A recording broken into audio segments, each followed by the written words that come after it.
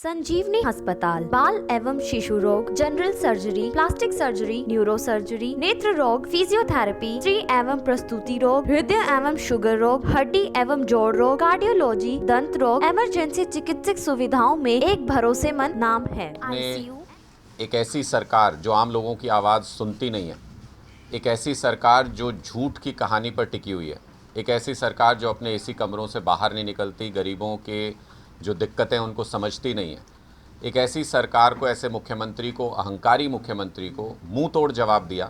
और जब मुख्यमंत्री यहाँ जनसंवाद करने के लिए आए तो आपने उनको साफ तौर पे ये बता दिया, बिल्कुल साफ साफ शब्दों में सिरसा की जनता ने ये बता दिया कि अगर आप जनता की बात पे बात करने के लिए आए हैं, जनता के साथ संवाद करने के लिए आए हैं, तो जनता के सवालों का सामना आपको करना पड़ेगा, वरना ये जनसंवाद का ढोंग बंद कीजिए। और मैं बधाई देता हूँ सिरसा की जनता को कि ये पहचानते ही कि वो एक्सपोज हो गए हैं, पूरी तरह से सरकार एक्सपोज हो गई है, मुख्यमंत्री ने अगले 1 महीने के लिए अपने जनसंवाद कार्यक्रम पर रोक लगा दी है। ये श्रेय सिरसा की जनता को जाता है कि वरना ये झूठ का प्रोपेगेंडा चला करके पूरे प्रदेश में घूम के ये कहते कि हमने तो लोगों की सब समस्याएं भी सुन ली और उनको हल भी कर दिया।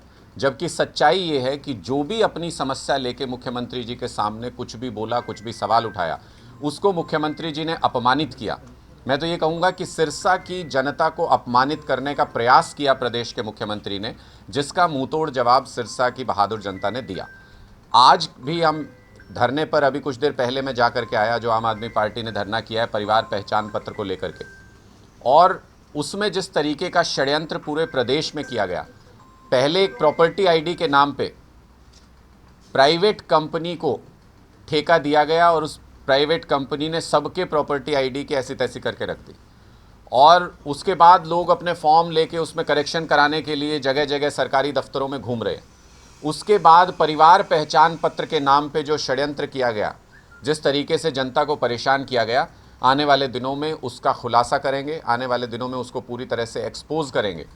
जो हमारी जानकारी है उसके अनुसार ये जो काम दिया गया परिवार पहचान पत्र का पूरा करने के लिए, बनाने के लिए, इसमें एक बड़ी साजिश के तहत भारतीय जनता पार्टी ने अपनी सोच से बिलोंग करने वाले, अपनी सोच से जुड़े हुए लोगों को इन टीम्स के अंदर डाल दिया, सर्वे टीम्स के अंदर डाल दिया, और उन्होंने जो भी उनकी पार्टी का वोटर उनको नज़र नहीं आया, समर्थक नज़र नहीं आया, उन्होंने जो विपक्षी लोग हैं या जो सरकार के खिलाफ आवाज़ उठाते हैं, चुन चुन के उनके प्रॉपर्टी आईडीज़ के अंदर गड़बड़ की, जिससे उनकी सरकारी सुविधाओं में, उनकी पेंशन में, उनके बाकी फ़ायदों में रुकावट आ सके, वो परेशान हो सकें।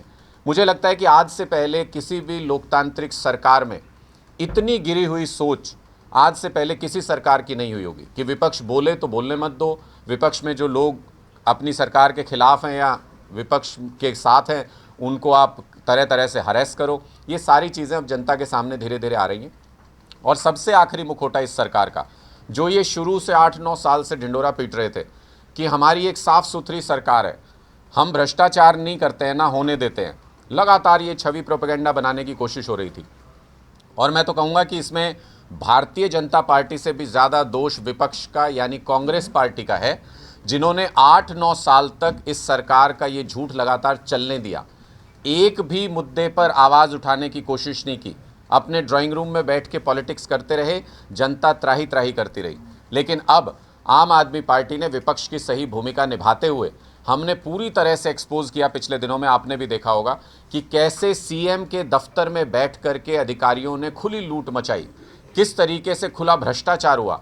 और जब मुख्यमंत्री जी यहाँ कह के गए सिरसा में, बोले जनसंवाद में मत पूछिए आप लोग सवाल, विपक्ष को पूछना है तो मीडिया के माध्यम से पूछिए। तो आम आदमी पार्टी, हम तो इतने शरीफ हैं कि हमने कहा कि आप ही की बात मान लेते हैं। हमने मुख्यमंत्री जी से मीडिया के माध्यम से इस भ्रष्टाचार पर सवाल पूछा। 3 दिन बाद प्रदेश के मुख्यमंत्री आते हैं कैमरे पे और ये कहते हैं कि मैं जानकारी जुटा रहा हूँ। जिस मुख्यमंत्री को अपने सीएम दफ्तर से जानकारी जुटाने में 3 दिन और आज 5 दिन हो गए, शायद 5 दिन 3 दिन का समय लगता हो, प्रदेश किस हाल में कैसे चल रहा है इसका अंदाज़ा आप आसानी से लगा सकते हैं। मैं एक बार फिर आप सभी साथियों के माध्यम से, क्योंकि ये जनता तक पहुंचना चाहिए, जिस तरीके का भ्रष्टाचार खुले रूप से, आने वाले दिनों में हम और भी खुलासे करेंगे, लेकिन मैं एक बार फिर सारे तथ्यों के साथ, सारे डॉक्यूमेंट्स के साथ आपके सामने एक बार फिर वो पूरा विवाद, वो पूरा केस रख रहा हूँ, जिसमें खुले तौर पे भ्रष्टाचार नज़र आया। मुख्यमंत्री के कार्यालय में बैठे हुए एक व्यक्ति ने 45 करोड़ रुपए की ज़मीन पहले 2.73 करोड़ में एक कंपनी के नाम कराई जो इनडायरेक्टली उसी की थी, और उसके बाद महज 75 लाख रुपए में वो ज़मीन सीएमओ में बैठे हुए अधिकारी की पत्नी और बेटे की कंपनी के नाम हो गई। आप देखिए किस तरह की खुली लूट है। आप उस वक्त पद पे मौजूद हैं, आप 45 करोड़ का फेवर ले रहे हैं किसी कंपनी से। और मैं आज ये भी खुलासा करूंगा यहाँ पर कि किस तरीके से इस पूरी डील में जो प्राइमा फेसी नज़र आता है, एक भी पैसे का लेन देन नहीं हुआ, वो गिफ्ट की गई पूरी की पूरी 45 करोड़ रुपए की ज़मीन, ये कागज़ों में नज़र आ रहा है। और हम बार बार उनके जो अधिकारी हैं, नीरज दफ्तार जो रहे हैं, उनको हमने बार बार ये कहा है कि अगर आपके पास इससे कॉन्ट्रेरी कुछ सबूत है, अगर आपको लगता है कि आपने सही डील की है, तो अपनी सारी जो ट्रांजैक्शंस हैं उसको सार्वजनिक करें। उन कंपनी की खरीद, ज़मीन की खरीद से संबंधित सारी ट्रांजैक्शन को सार्वजनिक करें। दूध का दूध, पानी का पानी हो जाएगा। अगर हमारी गलती होगी तो हम उनके साथ बैठ के प्रेस कॉन्फ्रेंस करने को तैयार हैं। मैं आपको अब एक एक करके वो चीज़ें दिखाता हूँ जिनसे पूरी तरह से शक की जो सुई है वो सीएम कार्यालय की तरफ, कि बिना बड़े अधिकारियों, बिना बड़े राजनेताओं की मर्जी के कोई अधिकारी इतनी खुली लूट नहीं कर सकता। 45 करोड़ रुपए की कीमत की 9 एकड़ ज़मीन उन अधिकारी ने एक इनडायरेक्टली एक कंपनी को पहले खरीदवाई 2.73 करोड़ में, जिसका सीधा मतलब क्या कि लगभग 3 करोड़ भी अगर आप मान लें तो 42 करोड़ रुपए कोई कंपनी अपनी प्रॉपर्टी को कम कीमत पे क्यों बेचेगी। इसका मतलब 42 करोड़ रुपए भ्रष्टाचार के रूप में, रिश्वत के रूप में किसी बड़े काम के लिए दिए गए। और वो बड़ा काम क्या है, ये सवाल भी हमने मुख्यमंत्री से पूछा था। अब वो 3 करोड़ रुपए, 2.73 करोड़ रुपए जो दिए गए, उसकी सच्चाई मैं आपको दिखा रहा हूँ। जब ये ज़मीन खरीदी गई, ये जिस जगह पे ये ज़मीन है, ये सेज है पूरा, उसके डॉक्यूमेंट भी मैं आपको दिखाऊंगा। इनके ब्रोशर में है कि 5 करोड़ रुपए का रेट प्रति एकड़ वहाँ चल रहा था। उस हिसाब से 45 करोड़ मार्केट प्राइस है। जब ये डील हुई 2.73 करोड़ रुपए में, ये 25 मार्च 2022 को 25 मार्च 2022 को ये डील होती है।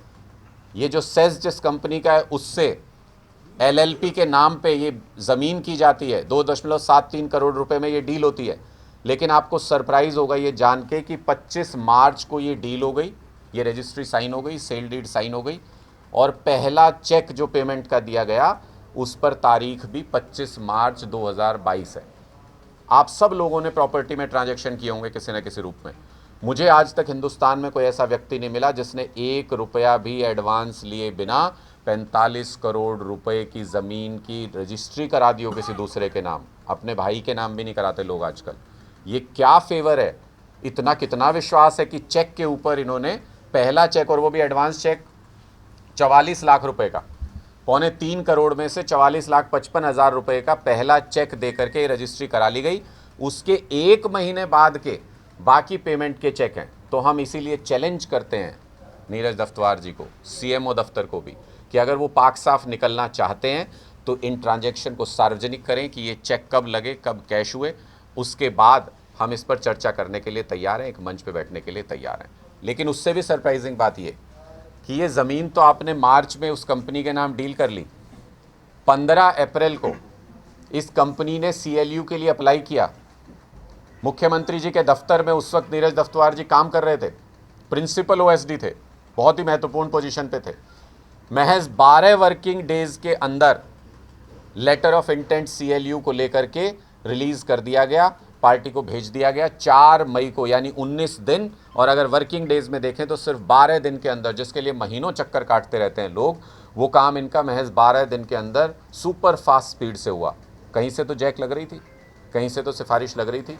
सीएम साहब को स्पष्ट करना चाहिए कि वो सिफारिश किसकी थी, किसने ये गोलमाल किया है। और उसमें भी सबसे इंटरेस्टिंग बात, सबसे महत्वपूर्ण बात, कि जब 4 मई को ये LLP दफ्तार जी की पत्नी और बेटे के नाम पर ट्रांसफ़र की गई 4 तारीख को, उससे ठीक 4 मई को इनको वो मिला, CLU मिला, और उससे ठीक 2 दिन पहले CLU जब मिलने वाला था, हो गया होगा कन्फर्मेशन ऊपर से कि आ रहा है आपका CLU, उससे ठीक 2 दिन पहले ये कंपनी हैंडओवर कर दी गई दफ्तार जी की पत्नी को और उनके बेटे के नाम पे, सिर्फ 75 लाख रुपए के ट्रांजैक्शन में। उसमें भी एक मज़ेदार बात है, ये महज इत्तेफाक नहीं हो सकता बार बार। एक बार तो हो सकता है, लेकिन बार बार ये इत्तेफाक नहीं हुआ करते कि जिस डेट को यानी 2 मई को ये कंपनी हैंडओवर की गई, नीरज दफ्तुआर जी की पत्नी और बेटे के नाम पे ये कंपनी हैंडओवर की गई, पहला एडवांस पेमेंट का चेक बाय चांस 2 मई का ही है। 2 मई को ही पहला चेक दिया गया। 33 लाख रुपए का, 75 लाख की टोटल डील थी। और जो उसके बाद के चेक हैं, आपको जान के हैरानी होगी कि 4 महीने आगे के पोस्ट डेटेड चेक दिए गए। और इसके अंदर लिखा गया, देखिए अपने आप कितने बड़ी तरीके से एक्सपोज हो रहे हैं, इसके अंदर लिखा है कि इस कंपनी के पास पैसे की कमी हो गई थी, जो पुराने ऑनर थे, इसलिए उनको ये कंपनी बेचनी पड़ रही है, इसलिए उनको ये कंपनी बेचनी पड़ रही है। लेकिन बिना पैसे लिए कंपनी बेच दी, पैसे की कमी और बिना पैसे लिए कंपनी बेच दी। मैं नीरज दफ्तुआर जी को और सीएम ऑफिस को चैलेंज करता हूँ, इन ट्रांजैक्शंस को पब्लिक करें, इनको सार्वजनिक करें और ये बताएं कि ये पेमेंट कब हुई, कैसे हुई, चेक से हुई भी या कैश में हुई, किस तरीके से हुई, वो सारी पेमेंट्स को सार्वजनिक करें। और सबसे अंत में, जिसको नीरज दफ्तुआर जी ने बाद में खैर खुद ये मान लिया, उन्होंने कहा कि हमारे 4 करोड़ रुपए इसमें लगे हैं, सारा जोड़ घटा करके उन्होंने जहां भी पैसे लगे वो सारा दिखा के उन्होंने कहा 4 करोड़ रुपए लगे हैं। ये प्राइस है मई 2022 का, इसी इकोनॉमिक जोन का जहां से इन्होंने ज़मीन खरीदी है। वो रजिस्ट्री में लिखा हुआ है कौन सेलर है कौन बायर है, उसमें लिखा हुआ है 12,000 रुपये स्क्वायर मीटर का प्राइस था उस वक्त, यानी लगभग 5 करोड़ रुपए एकड़ का प्राइस वहाँ पे था अगर 3 एकड़ से ऊपर कोई ज़मीन ले। ये 9 एकड़ की डील थी, तो इस लिहाज से अगर देखें तो 5 करोड़ रुपए। वैसे अगर आप वहाँ जाएं तो मार्केट प्राइस 6 करोड़ 6.5 करोड़ रुपए आज के दिन में वहाँ पे है। तो इस लिहाज से अगर देखें तो ये खुली लूट, जिसके लिए मुख्यमंत्री की तरफ से कोई जवाब नहीं आ रहा है। पूरी तरह से सरकार बेपर्दा हो गई है, भ्रष्टाचार में पूरी तरह से डूबे हुए नज़र आ रहे हैं। और अगर स्पष्टीकरण दे सकें तो हमें खुशी होगी इस बात की कि वो जो बात कह रहे थे वो सही है, उन्होंने भ्रष्टाचार नहीं किया है। लेकिन मैं चाहता हूं कि इन सारी चीज़ों के ऊपर स्पष्टीकरण दें। आने वाले दिनों में आम आदमी पार्टी एक एक करके इनके दफ्तर में बैठे हुए अधिकारियों और इनके इर्द गिर्द बैठे हुए बड़े बड़े नेताओं, जिन्होंने पिछले 8-9 साल में जनता की गाड़ी कमाई के करोड़ों रुपए लूटे हैं, उसके बारे में खुलासे करने जा रही है। आम आदमी पार्टी इनके चेहरे से ये जो झूठी ईमानदारी का नकाब इन्होंने चढ़ा रखा है, इसको पूरी तरीके से नोच देंगे, जनता के सामने इनका असली चेहरा लेके आएंगे। और जनता को सुविधाएं क्यों नहीं मिलती, 24 घंटे बिजली क्यों नहीं मिलती, अस्पताल अच्छे क्यों नहीं मिलते, स्कूल अच्छे क्यों नहीं मिलते, सड़कें अच्छी क्यों नहीं बनती, ये सारी चीज़ें एक्सपोज करेंगे कि वो सारा पैसा जनता के टैक्स का कैसे इनकी जेबों में जा रहा है।